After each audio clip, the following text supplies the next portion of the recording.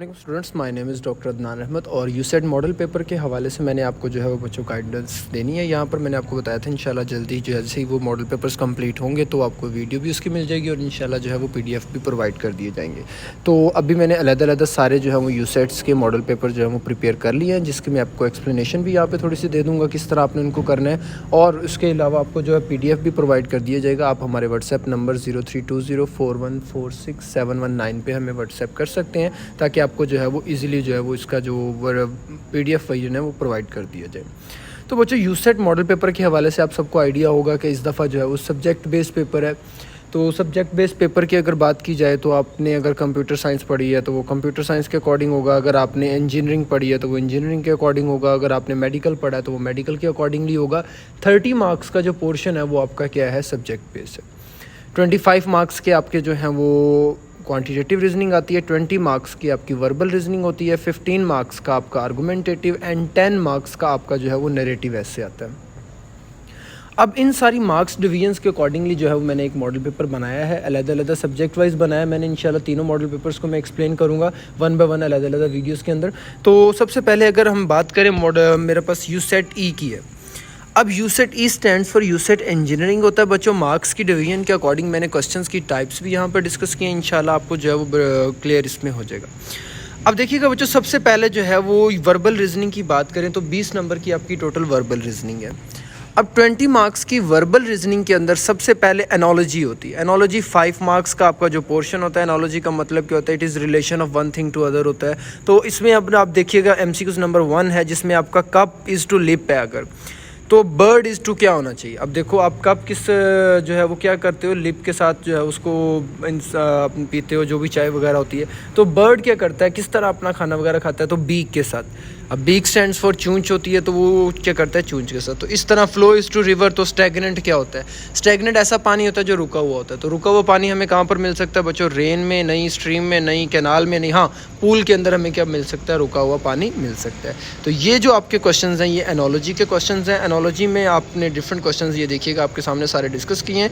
इनका बच्चों की भी मैंने मार्क की है, जो हाईलाइट किया वो उसकी कीज़ है, वो भी आपको इंशाल्लाह पीडीएफ जब मिलेगा तो आपको ईजिली अंडरस्टैंड हो जाएगा उसके अंदर से। दूसरा बच्चों जो पोर्शन है वो यहाँ पर सिनोनिम्स का, जो कि 2 मार्क्स के होंगे। अब 2 मार्क्स के सिनोनिम्स के अंदर देखिएगा, पहला सिनोनिम क्या है, सिमिलर इन मीनिंग्स होना चाहिए। इंटेग्रिटी क्या है, होनेस्टी के लिए वर्ड यूज़ हो रहा है। उसी तरह प्रोगेटिव के लिए जो है वो राइट के लिए वर्ड यूज़ कर रहे हैं हम। इसी तरह जो फिर 2 नंबर के आपके पास एंटोनिम्स हैं। अब एंटोनिम्स की बात की जाए तो बच्चों 2 मार्क्स के जो एंटोनिम्स हैं इसके अंदर आपने जो वर्ड होता है उसका जो मीनिंग उसके ऑपोजिट होता है वो आपने बताना होता है। अब एंटोनिम्स के अंदर देखिए बच्चों, तो हमारे पास रेजिस्टिव क्या होता है, कोई चीज़ जो मुश्किल हो या जिसको रोका जाए। तो इसमें बच्चों क्या आ जाएगा आपके पास, ईजी आपका क्या हो गया, एंटोनिम हो गया। इसी तरह प्रोडिगल जो है उसके लिए फ्रूगल आपका जो है वो आ जाएगा। ये आपके 2 नंबर के एंटोनिम्स होंगे। फिर बच्चों बहुत इंपॉर्टेंट जो है वो है सेंटेंस कंप्लीशन। अब सेंटेंस कंप्लीशन की बात की जाए तो इसके लिए बच्चों 3 चीज़ें आपकी बेहतर होनी चाहिए, English vocabulary, English grammar, basic grammar और इंग्लिश के जो टेंसेस हैं वो। अगर ये तीनों चीज़ें बेहतर होंगी तो आप सेंटेंस कंप्लीशन 6 नंबर का जो पोर्शन है वो इजीली कर सकेंगे। इसके बाद बच्चों 6 नंबर का ये पोर्शन जैसे ही आप करेंगे, नेक्स्ट आपके पास जो होगा वो क्या आएगा, कंप्रीहेंशन पैसेज आएगा, जो कि 5 मार्क्स का। अब मैंने यहाँ पर एक कंप्रीहेंशन पैसेज भी डिस्कस किया है। इस कंप्रीहेंशन पैसेज में देखिएगा बच्चों, आपने इसको रीड करना है। रीड करने के बाद फॉलोइंग जो एमसीक्यूज़ हैं उनके आंसर करने हैं आपने। इन एमसीक्यूज़ के आंसर आपको जो है वो पैसेज के अंदर से ही मिल जाएंगे, इसलिए मैंने ज़रा इन पे एम्फेसाइज नहीं किया। इनकी कीज़ मैंने मार्क नहीं की, ईजी होंगे, ईजी टू अंडरस्टैंड भी होंगे, तो आप इजीली इनको कर लेंगे। इसी तरह नेक्स्ट बच्चों आपका जो है वो अब पोर्शन शुरू होता है क्वांटिटेटिव रीजनिंग का। क्वांटिटेटिव रीजनिंग जो है बच्चों 25 मार्क्स का होगा, जिसमें सबसे पहले अर्थमेटिक्स 6 मार्क्स होंगे। इनकी बच्चों लेक्चर की वीडियोस के अर्थमेटिक मीन क्या या वर्बल रीजनिंग क्या है ये भी हमारे चैनल पे ऑलरेडी अपलोड कर दी गई हैं। अगर आपको वर्बल रीजनिंग समझना है कि एनोलॉजी क्या होती है या जो भी इसके अंदर आया, या क्वांटिटेटिव रीजनिंग में कोई टॉपिक समझना है, तो टॉपिक वाइज हर टॉपिक की जो वीडियो वो हमारे चैनल पर जो वो अपलोडेड है, आप इजीली वहाँ से सर्च करके देख सकते हैं। अब अरिथमेटिक जो है वो 6 मार्क्स का होगा यहाँ पर पोर्शन। अरिथमेटिक में जो अरिथमेटिक मीन में वगैरह इस तरह के जो क्वेश्चंस आएंगे, उसके बाद आंसर्स भी यहाँ पर मैंने सॉल्यूशंस के साथ डिस्कस किए हैं। जितना भी क्वांटिटेटिव रीजनिंग का पोर्शन है वो मैंने सॉल्यूशंस के साथ बच्चों डिस्कस किया है, ताकि आपको किसी भी क्वेश्चन में कोई प्रॉब्लम ना हो सॉल्व करने में। इसके बाद बच्चों आपका अरिथमेटिक मीन के बाद जो नेक्स्ट पोर्शन आएगा अरिथमेटिक के बाद वो है अलजबरा का, जो कि 4 नंबर का है। अलजबरा का 4 नंबर का पोर्शन, उसमें आपने बच्चों देखिएगा 4 मार्क्स होंगे आपके इसके।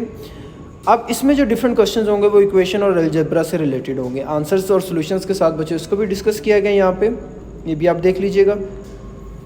इसी तरह बच्चों नेक्स्ट आपके पास जो पोर्शन आता है वो आता है ज्योमेट्री का, जो कि 3 नंबर की होगी। अब ज्योमेट्री में डिफरेंट क्वेश्चंस आ सकते हैं, ज्योमेट्री बहुत ही वाइड होती है, उसमें कोई एंगल्स का पूछ सकता है, कोई पॉइंट्स का पूछ सकता है आपसे, या किसी का भी रोटेशन का कोई एंगल जो है वो, जैसे ऑब्ट्यूज़ की एंगल क्या होता है। तो अपने ज्योमेट्री का लेक्चर भी हमारे चैनल पर अपलोड किया गया, उसको देख लेना है। उसके अकॉर्डिंगली MCQs प्रिपरेशन के लिए हमारे पास एक यूसेट की गाइड भी है, वो भी आपको प्रोवाइड कर दी जाएगी, आप हमें व्हाट्सएप पर टेक्स्ट करेंगे तो।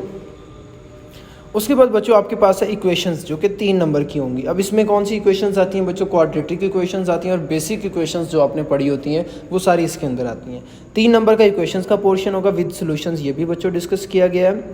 उसके बाद बच्चों स्टैटिस्टिक्स, यहाँ पर अगर बात करें तो स्टैटिस्टिक्स जो है इसमें मीन, मोड, मीडियन आपके पास इस तरह अरिथमेटिक मीन है, फिर ज्योमेट्रिकल मीन है, फिर स्टैंडर्ड डेविएशन है, इस तरह के क्वेश्चन जो हैं वो आपको आ सकते हैं, बेसिक स्टैट से रिलेटेड जो होंगे। इसी तरह बच्चों सॉल्यूशन भी इसका डिस्कस है नीचे। अब बात करते हैं मेंटल मैथ, जो कि 6 नंबर का पार्ट है।